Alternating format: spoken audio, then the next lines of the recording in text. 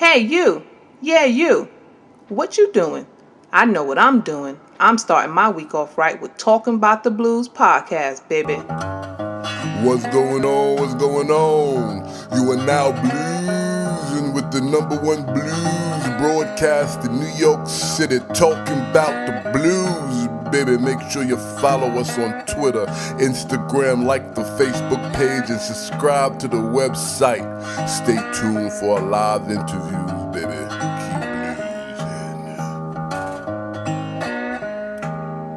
Hey, what's going on, good people? This is Talking About the Blues. Yes, you are blues, and we're talking about the blues straight out of New York City. And I'm sitting here with Jenn Ocken. Jenn is a phenomenal photographer, entrepreneur, straight out of Baton Rouge. And that's kind of special to me because, rest in peace, my Uncle James and my grandmama, Mama Ann, and the entire her family comes out of Baton Rouge. What's going on, Jenn? I'm doing good. How about yourself? I'm okay. I'm well. I love it. Getting the day started right, huh? That's right. You're getting the day started right with Talking About the Blues. Could you say that for us? Talking about the blues. All right, let's get right to it. You, along with Greg Slim Lively Johnson, put together a very groovy book, The Experience of the Blues on Beale Street, the Memoirs of the International Blues Challenge. I know that had to be a challenge. What inspired?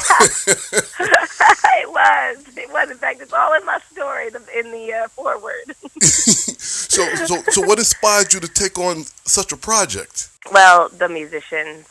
I started attending the IBC, 11 years. I think this was my 12th year. So the book is 11 years of photographs that I've taken at the International Blues Challenge. And you get, being a fan and a love for the music, and then seeing these up-and-coming artists just ecstatic to have a chance to play on Beale Street, a chance to play in front of some amazing people in the industry. They're like kids in a candy store, and I am just a sucker for all of that. I want them to be successful. I want them to feel the glory of what they can do. So that it alone was the major inspiration for me to kind of get this idea in my head that I wanted to do it. How I was going to do it, I had no idea when I first got the idea. I think it was about maybe 4 or 5 years into photographing the International Blues Challenge. Well, you see, and that's something that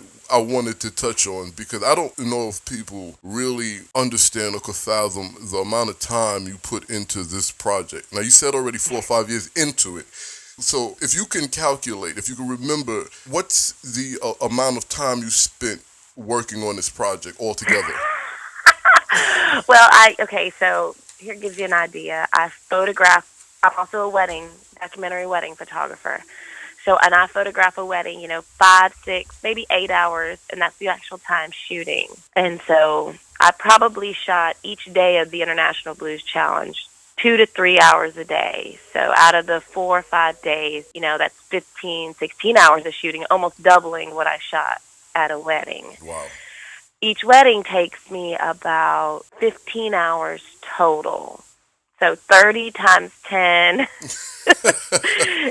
And then having to go back, the one challenge when I started to put together the book itself, the physical book, was 10 years ago. The digital technology and the enhancing programs weren't as keen as they are now. So all my favorite photos from years past, so about 600 pictures from all of the years combined, was one of my last edits.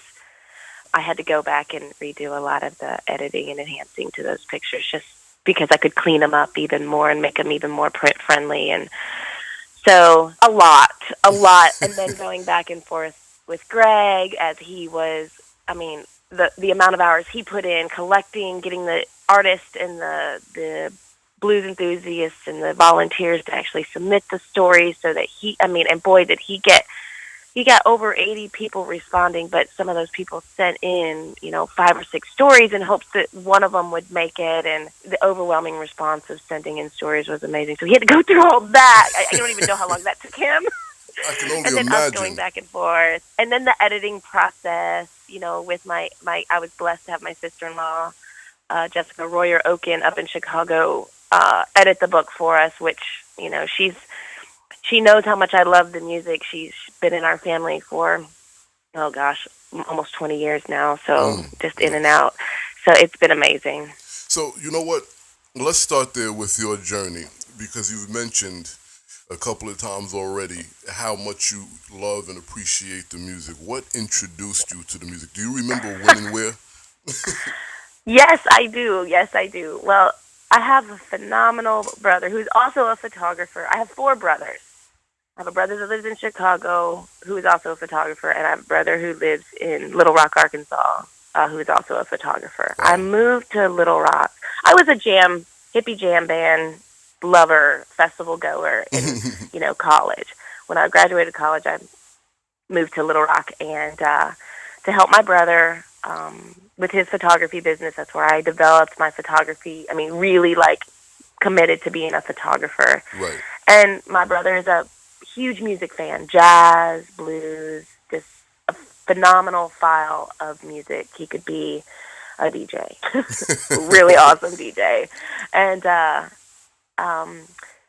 he of course loves to go to festivals too. So we went to the King Biscuit Blues Festival in Helena, Arkansas. Mm.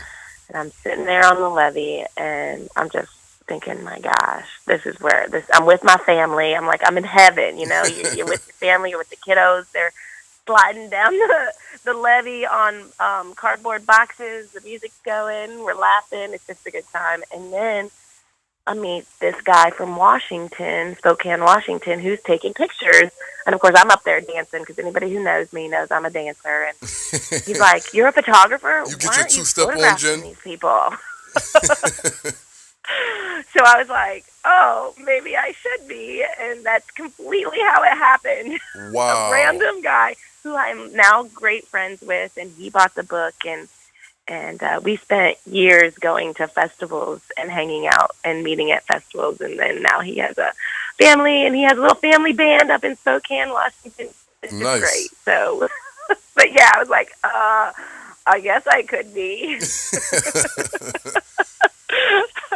And the rest is history. I got kicked up with King Biscuit Time magazine. It was the magazine that was the festival guides to, or the festival lineups Hmm. for a lot of the major festivals. So we would go in and write articles about the lead or the headliners, and I would take pictures for them, and then we'd go and distribute the magazines at all the festivals. And that's how I got hooked up with IBC, King Biscuit Time magazine. The group of us went to the IBC the first year and had a ball, and by the next year, I think the magazine had gone under, was no longer in print, and I reached out to Joe, became friends with Joe Whitmer, the Blues Foundation, and said, "Hey, I want to volunteer," and started running the silent auction for a long time. Nice, nice. So Now, that's my story. well, no, that's a great story. Most people find their calling doing something they enjoy, Yes. right? And that's what I'm getting from this story. Now, with that being said, I wanted to bring up the Blues Foundation and your connection with them. So you already introduced that to us. Yeah. Explain the connection to the book and what sparked or triggered you to give them a percentage of proceeds. Oh, definitely. Well, I mean, by any means, I would not have been able to take all those pictures without the foundation supporting me and saying yes to me and giving me the comfortability that I had to freely document the event how I chose to.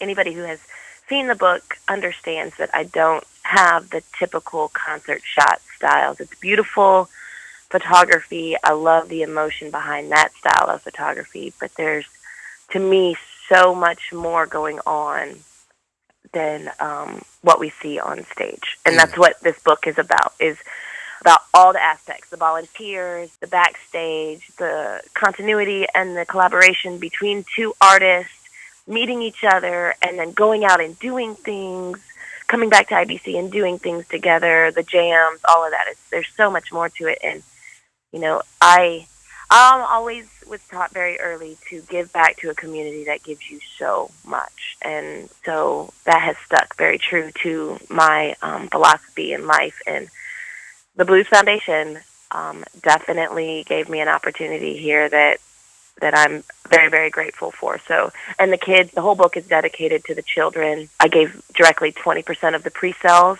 that we, during the Indiegogo campaign, and everything we sold before the book was printed in January, to the foundation. And I'm still, the aftermath of everything, I'm still trying to figure out and get all the numbers together, but soon that those numbers will be released, hopefully. Groovy. Now, you brought up the children, and now we know you have a program called Get a Book, Give a Book. That's an incentive to encourage our youth. Why don't you go into a little bit more detail for the audience, please?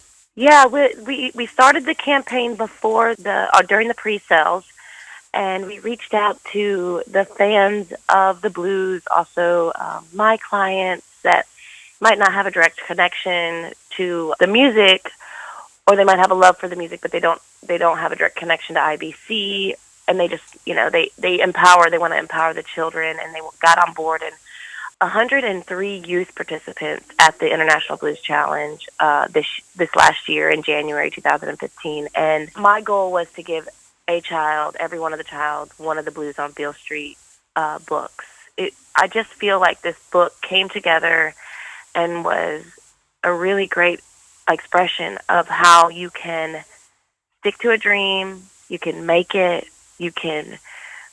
while being in relationship with other artists. You're not, I know it's a competition, but more than that, the International Blues Challenge is an experience. It's way bigger experience than just winning the finals. And we expressed that. That was one of the things that Greg and I wanted to express in this book, is that it was more than just a competition. You get, just by going to the IBC, either as a youth showcase or as a competitor or as a judge or as a volunteer, you get so much more out of it than you actually put into it. And so I wanted to empower these children to understand that to follow your dream, this is what these guys and women did in the blues, is they followed their dream, and look at what they're getting. They might not have won. There's a lot of stories in there that says, I never even won the challenge, but I have a full schedule for the year, because they were able to connect and meet. And so it's giving them the idea that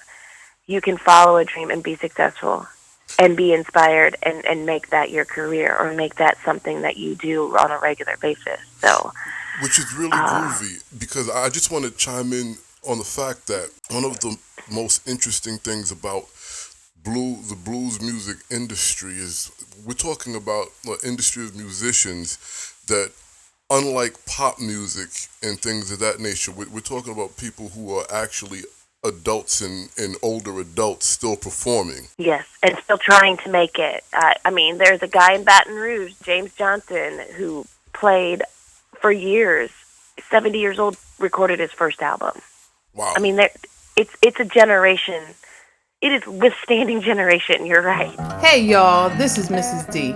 You can hear Talking About the Blues podcast on Podomatic, YouTube, and iTunes. Remember to rate the show and show us some love. I want to speak about the connection between you and Greg. How did that even happen? He's the president of the Portland, Oregon Blues Society, correct? The Cascade Blues Association is what they call it up there. But yeah, it's the Portland Blues Society. But Greg and I volunteered at IBC together. That is exactly how we met. We were both volunteers. And getting to know him over the years, we're family.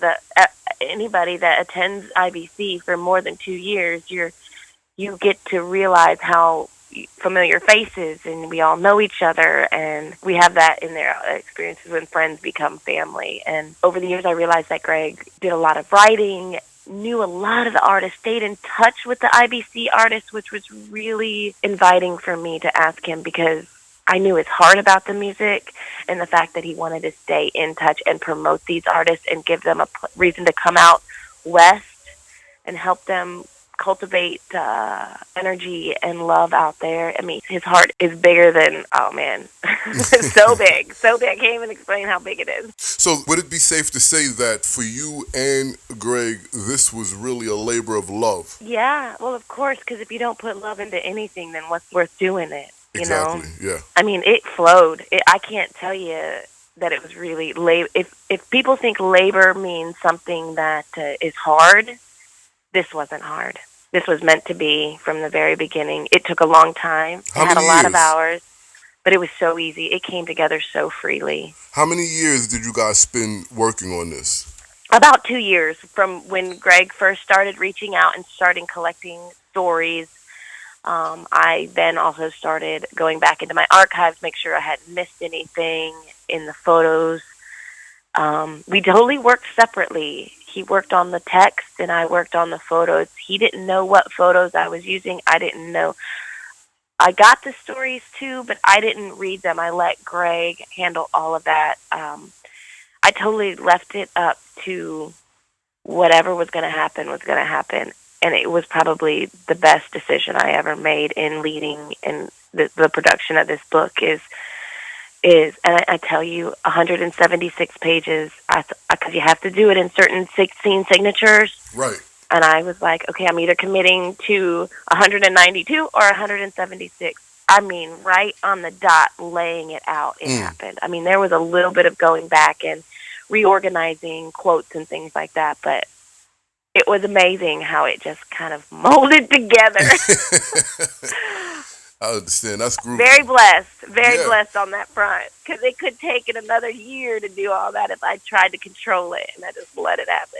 Right, so you let the ultimate creator in the sky, the Yeah. God our Father, control the movements. Completely. I dig it. I dig that. So let's talk about something that's not necessarily blues, but you can get the blues during this process, the crowdfunding process. What made you... Tell me about it. What made you decide to take that route, and how was it? What was the process behind that? Well, the idea was, anybody in the past publishing a book, you either have a publisher or you have an investor. I had neither. And quite honestly, I was not scared of that aspect. I just knew it was a challenge because I didn't have the money to back the book. Right. It doesn't matter how many books I sell. I have to be able to pay that bill and pay all of us. Right. For doing the time. And I mean, it wasn't just Greg and I had a staff I had my office manager and I have a social media director and creative director that helped me promote this book. So I had the team. We weren't a very experienced team. This was our first time doing it. I think we did a rocking job of doing it all the way till planning and executing our plan during the week of the International Blues Challenge when it actually premiered. The book premiered. But getting back to the Indiegogo campaign, it was my first one. And there is so much that I learned doing the first one and understanding their stats and why the suggestions, like anybody who's going to do a Kickstarter or Indiegogo, some sort of crowdfunding campaign, read their tips and do them. Like one of the tips is the huge tip that I did not do is get 30% promised to you before you even start the campaign. So you start campaigning before the campaign goes live and say, hey, within that first 3 or 4 days, I need you to, you committed to this. I need you for the sake of the success of this campaign. Please donate whatever you've allowed for this campaign the first 3 days, because when you show you have 30% your success within the first week of everybody going and seeing and getting introduced to the campaign, right, then your success rate. It's that you reach out to your first network, and then it's that second network that takes you, to over the 50%, and then it just starts snowballing after that. And so that's one thing. I didn't reach my goal, but I also made the mistake of I had a very high goal, almost $30,000 to produce this book, and I tried to get it all in one campaign. Well, I should have started in that campaign. The way those campaigns are set up is, I now have a relationship with everybody that's already donated to me, and I still give them updates even after the campaign's over. So you can do several campaigns throughout your process, or do, as an artist, you could do, you can always go back and do another campaign for your next CD. But now that first campaign is, they help you cultivate relationships, and it's a great way to personally sell. And I mean, I did videos to get myself out there as a personal connection to these wonderful people that were giving money to the cause and the mission in the book. And so it's a great tool, more than just raising money. And there is a strategy to it, but also, hands down, there's a personality to it that only you can give your campaign. Right. So, Right. but it was a great learning experience. I raised a great amount of money. It is not a fail by any means when I did my first campaign, but definitely learned some wonderful things, and excited about the next one, and sharing that with people. I don't know if I told you this at all, but I'm going to go into doing a personal selling branding workshop for artists, helping them to connect, especially with social media. I mean, Right. Jack, you and I, we became friends over social media. We don't even know each other. We've never even seen each other. You're So, absolutely right. and look at us here. We're talking on a regular basis, and we each have fans now for life. And that's the thing about social media, is makes it easier, especially for artists and visual and musicians and anybody who wants to sell themselves, that has a talent or a product but needs to sell themselves as a part of that. I want to start doing workshops and giving people, empowering people to be able to step in front of themselves and say, I'm worth it. So it sounds like you're saying you make more of a community than a fan base or audience. Yes, exactly. Exactly. That's exactly what I'm saying. Make a community, because what's going to stay loyal to you Right. is a community. A fan base, they're great. They are great that, keeping that, but you got to bring in a personal connection. And if you think about it, that's what all those major artists out there that have millions of people and fans. I mean, I can't tell you how many times I've cried at a concert, and I'll never meet the person. I will never meet the person, but I'm connected to them. Right. Because I have this because something they gave me along the way was it. And it's just finding out what you need to give. Right. Absolutely. Absolutely. And it's not a lot. It's not a lot. It's really just yourself. But it's, and that seems like it's a heavy load to say, but people get the best parts of me, but they don't get all of me. Right. Well, of course, you need some of yourself for yourself. Exactly. Actually, I would say you need to give to yourself first and give everybody else the rest. But once you start giving so much to yourself and cultivating a good feeling, a good rapport with yourself, you have so much more to flow over to other people. And it'll come so easily because you're so used to giving to yourself at this point. You just do it naturally, and now you can give to other people. No. Some people are really good at it. Some people are struggling at it. And, right. And I was one of those people that struggled at it a long time. But I cultivated myself. I essentially grew my garden within. It blossomed. And now the fruits of that labor, that was a labor, I'll tell you what. Understood. Has created amazing amounts of potential for great relationships. I mean, I can't even count on two hands. I can't even think about all the relationships I created through this Indiegogo campaign and this book. People that I didn't even know were out there, and all of a sudden we're in love with each other because we've got the same common goal of supporting and promoting this blues genre. Right.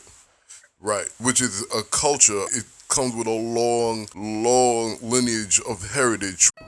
Talking About the Blues mission is to celebrate our heritage and preserve blues music. Join the movement and go to www.talkingabouttheblues.com. That's TalkingBoutTheBlues.com. Go to our story page, and there you will find information on how to donate to the cause. Remember to follow us on Twitter, Facebook, Instagram, Tumblr, and subscribe to our YouTube page. And don't forget to keep bluesing. During this endeavor, what is something that you learned about the blues culture and its heritage that sticks with you? Well, I mean, the one thing I really realized, I'm friends with a ton of blues musicians, and I have gone on tour with them, little weekend tours. I've spent some good quality time with the musicians themselves, and they just don't think, they're just doing it they're doing it because they love it. that's for sure. But they have this block against that it could be something bigger than what it is.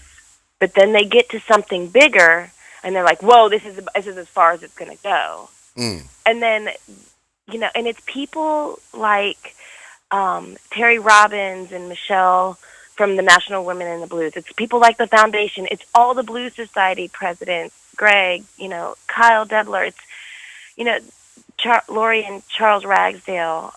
These people are saying, no, I want you to do this. I want you, and they're pushing, and it's like these artists are connected to the oppression that the blues had in the 30s and 40s, and when it was, I'm just doing this as a release because I got to work all day, and I need something to balance this labor that I've been doing all day to provide for my family. All I can do is provide for my family. What I've seen now is they got to work really hard at their music and something they love just to provide. And one thing that I've realized, especially with this book and going through this whole process, is that, and some of the stories, it was very elevating for me, because some of those stories are, I'm doing it and I'm enjoying it, and and I'm going forward.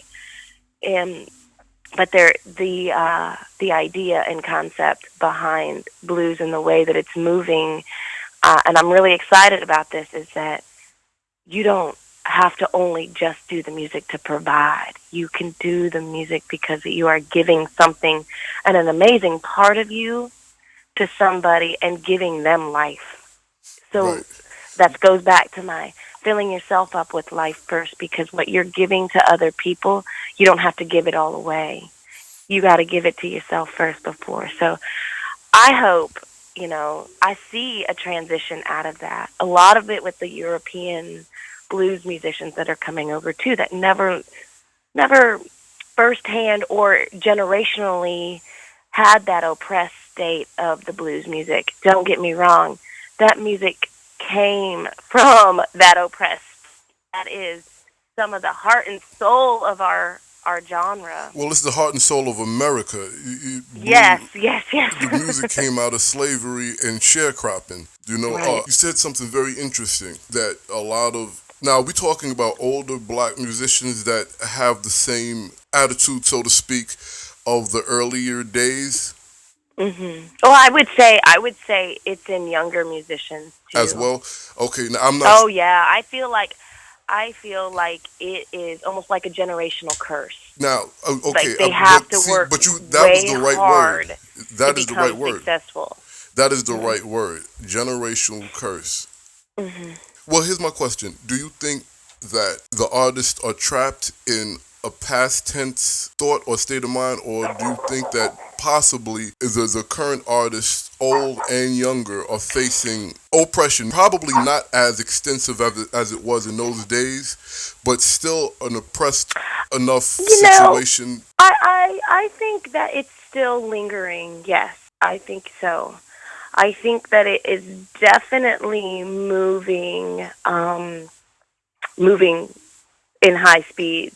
Especially with some of the things the Blues Foundation is doing with IBC and with like the Blues Hall of Fame. One thing is we have an amazingly huge country.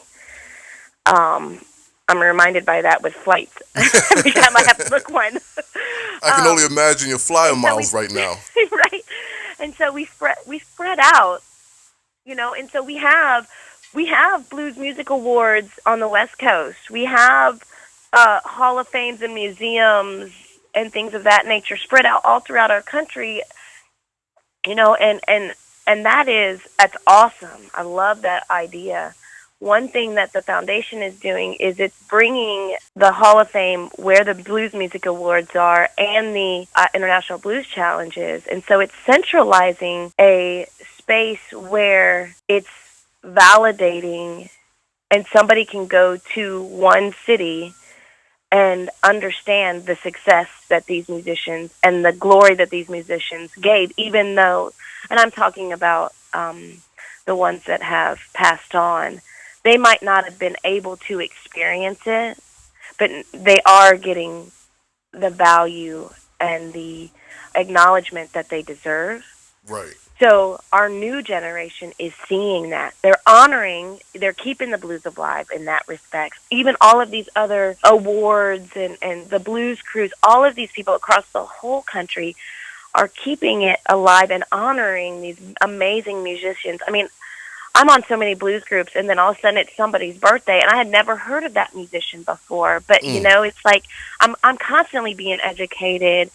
And so, and social media has kept it all to the forefront, where the one thing I want to these new artists and these current artists, the artists that are still recording or still trying to make it, is that you don't have to die before you get acknowledged. I think that's the oppression and I've got to work, create minimal or only receive minimal in order to be able to be acknowledged after I've passed on. I mean, it's an energy thing, and I'm very big into that energy stuff, and I might be getting a little too deep here, but no, that's not at all. I definitely see this idea that we acknowledge all these wonderful artists, and rightfully so, because there wasn't that ability or that need or that desire by their fans or producers, but back in the day, it was all a money thing, as history tells us, back in the day when these artists were up and coming and making it. And unfortunately, the artists got hurt by it, but that's not the way anymore. Well, yeah, because they wasn't making any money. I love what our producers and our festival. I mean, IBC is a grand example of that. Everybody comes together. Festival producers, nationally, internationally, record labels, nationally, internationally, bands, nationally, internationally. They all come together to say, I want to see who is out there, so I can book them, and I can cultivate something new, and I can be a part of the newness that's happening in this. And I could pay them, right? I hope it's not a save kind of attitude, because then if you're doing it out of the need to save somebody, that means somebody needs to be saved. I want these artists to feel like empowered, to be like, here I am, I'm good enough to go and play for your fans. Right. No. I said, and pay them, not say. Oh, and pay them, yes. Because, yeah, sorry about that. It's sorry okay. About that. And the reason why I said that is one of the sour taste in a lot of musicians' mouths, even until this day, and probably why they have this aura you speak of, is because there were people getting money, but it wasn't the artists. Yeah. And to this day, a lot of artists who should be making a living off their music, make a living with a day job and play their music in the evening, based on not being able to get paid what they're worth. I just had an artist. We just had that conversation with the artist, and one thing I realized when we were in this conversation was he was an IBC winner, and he has set a personal value on what he wants to get paid. And when you win IBC, you have this lineup of festival dates that are given to you, and they do have the first right to refusal if they don't want to do the event. But the publicity, it's a balance. It's the publicity and the exposure that they get from winning IBC and then going out and networking and doing all these dates is amazing. But what I realized in this conversation was the IBC, when they first started, or not even first started, even when I first started 10 years ago, the quality of bands coming out of IBC is different than they are. And it's mostly because the International Blues Challenge and the Blues Foundation has cultivated new rules, has set new standards. You have to have, the biggest one is you have to have a competition. Your affiliate, before they can send a band to the International Blues Challenge, they have to have a competition. They can't just send somebody. That right there raised the level of musicians going to IBC. I mean, it's a stacked lineup. If anybody loves music, any types of music, and want to see the best quality of music out there that has never been heard, IBC is definitely the place to go. I dig it. And could I ask you a question? Yeah. Now, for the quality of music, I really get the fact of competition, but because and I hate to say it, because art is an expression that anybody can Right. express, but depending on what the event or program is, you do need quality, and some people are at a higher performance level than others. It just takes time. So I don't want to sound like I'm counting anybody out, because Right. everybody could be artists. But my question is, what is let's talk about this challenge.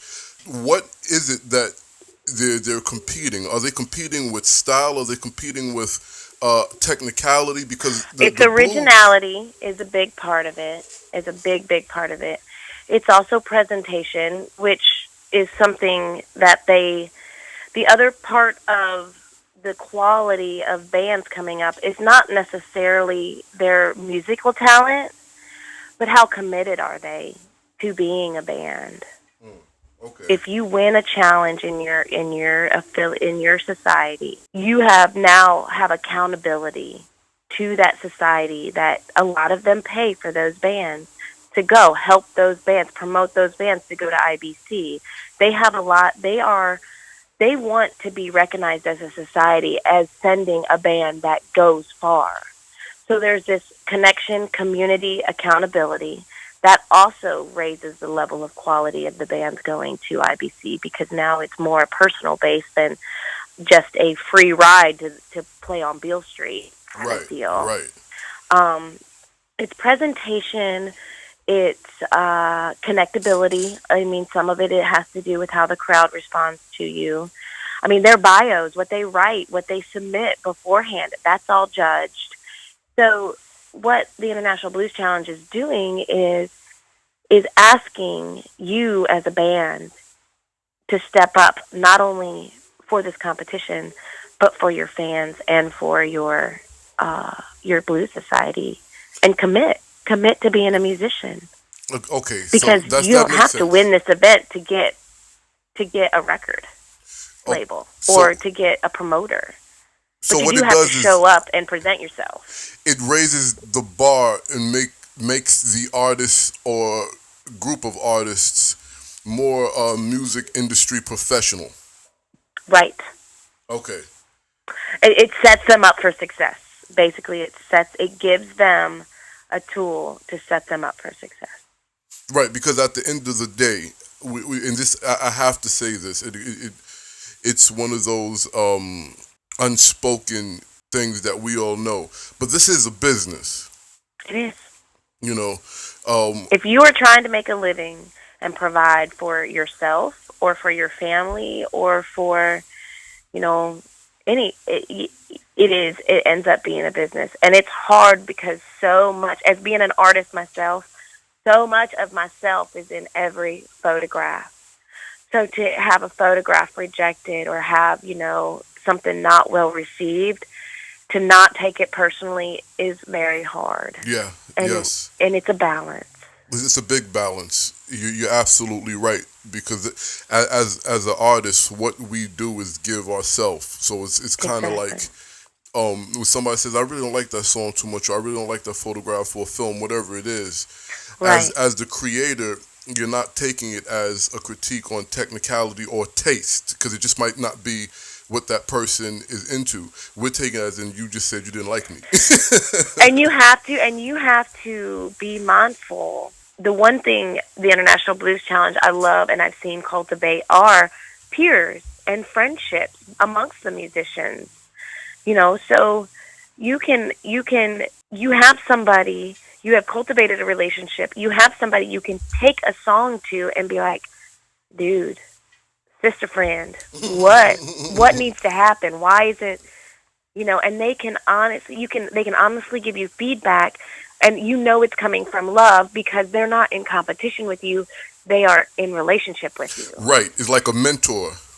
A mentor or just a peer too, I mean, we definitely all have our mentors, and also just as somebody, a fellow photographer that says, what's this photo, what does this photo feel to you, and you ask several different people, or there's all kinds of ways to go at it, but Understood. IBC, that's what I guess what I'm saying is IBC can give you so much more as an artist and as a fan than just going competing in winning or losing. What's going on? What's going on? You are now bluesing with the #1 blues broadcast in New York City, talking about the blues, baby. Make sure you follow us on Twitter, Instagram, like the Facebook page, and subscribe to the website. What's your goal? What do you want people to take away from this project?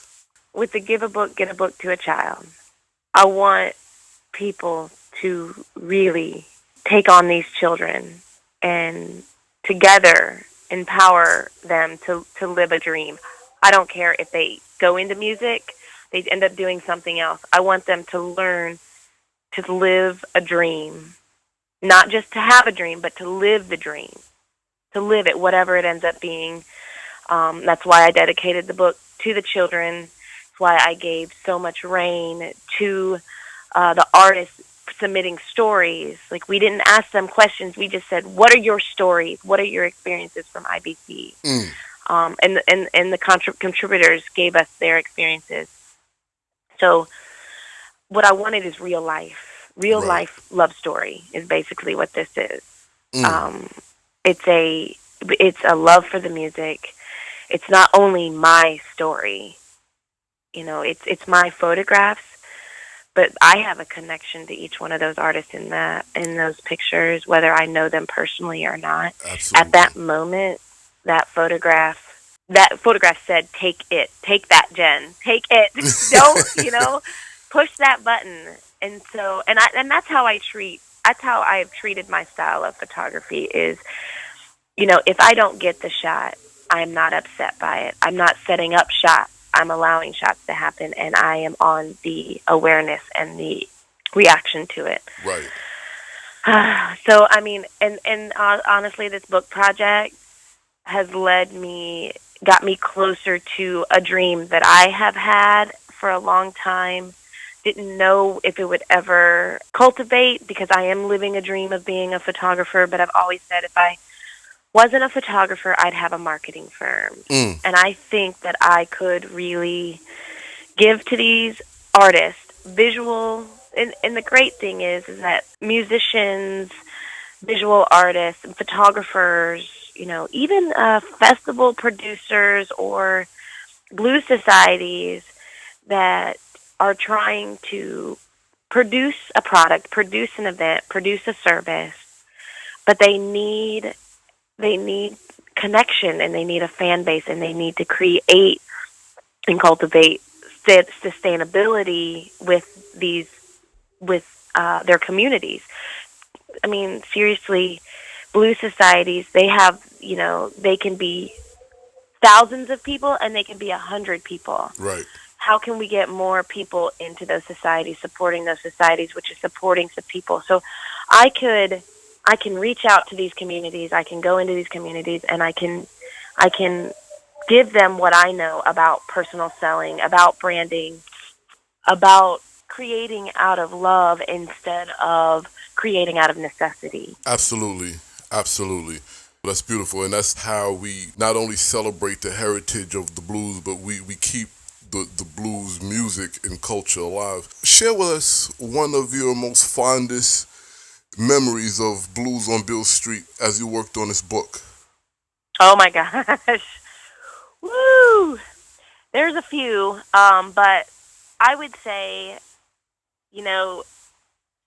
that I was sitting at my computer. I took a week to, 7 days of not leaving my house and just working on the book. I was going to go somewhere, but I decided to stay just at my home, in the comfort of my home. And I'm sitting there, I don't even know what time it is, about halfway through the week, maybe a little bit more, and I realized the value of what I'm doing.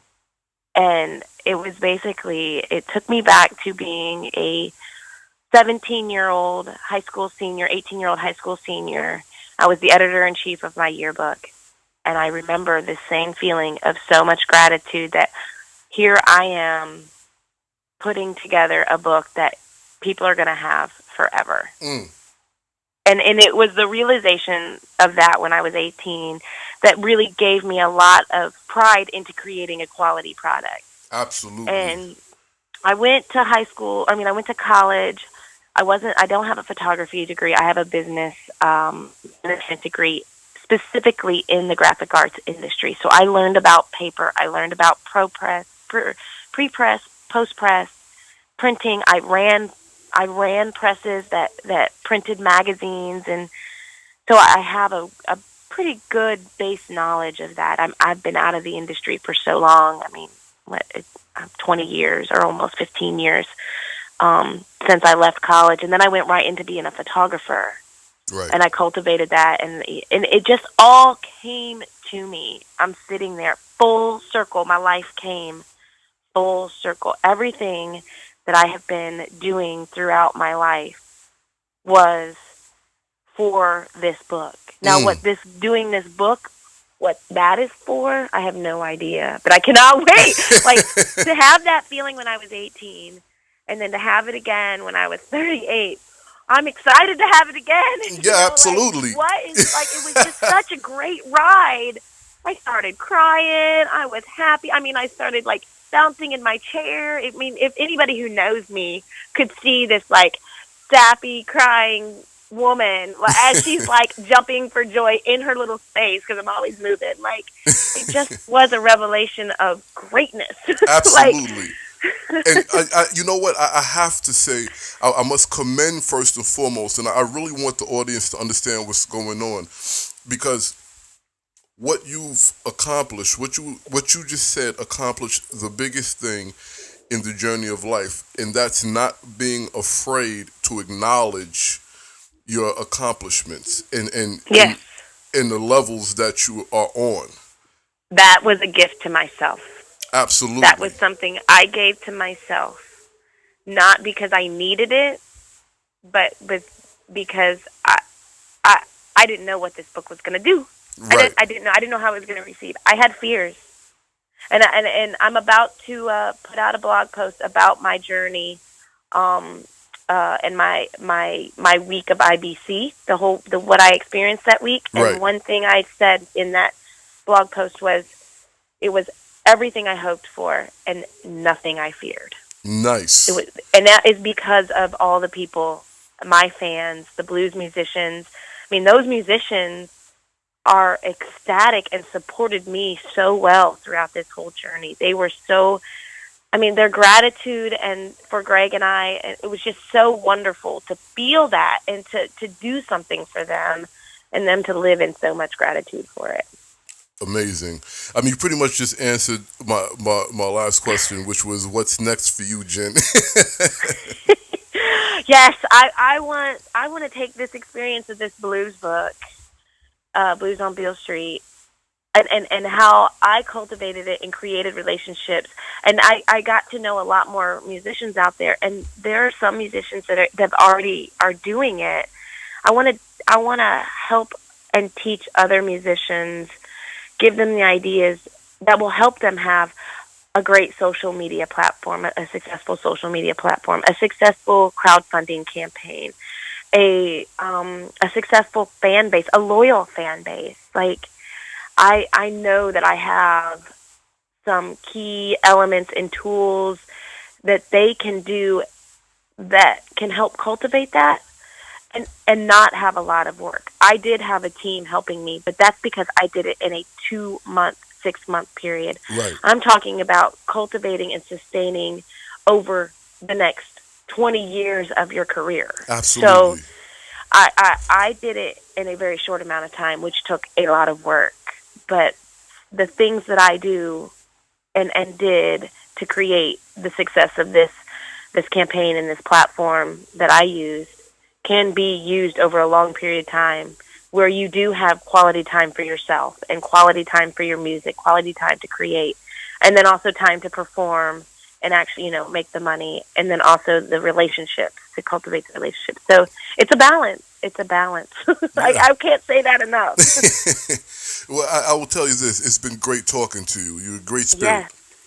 Yes. Why, you know what? Why don't you, share with the audience where they can find this book.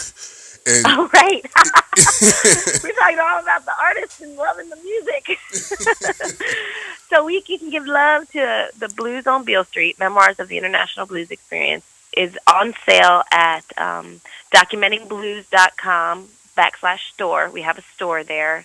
There's other memorabilia and other products there that you can buy as well. But you can get the book at the website, documentingblues.com. It's also on Amazon. You can search Blues on Beale Street, and you'll be able to find it. We're on the first page. Woohoo! yes. And please go, if you already have the book, to go to Amazon and review it. It'll just get that book out there faster and better, and in the hands of more people, and supporting these artists that are in the book. That, it's a great promotion for these people that are in the book already. So reviews on Amazon would be an awesome way. And then if you're in Memphis, stop by Tater Red's or Laurelwood Booksellers.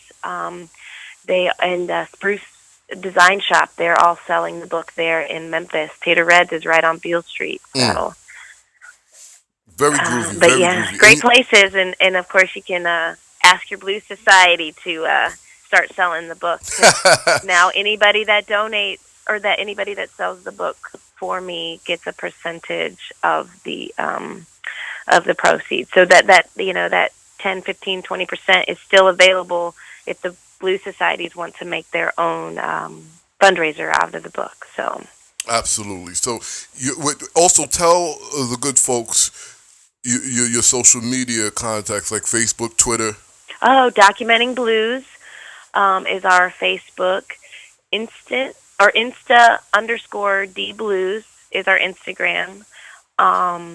And tweet_DBlues is our Twitter account.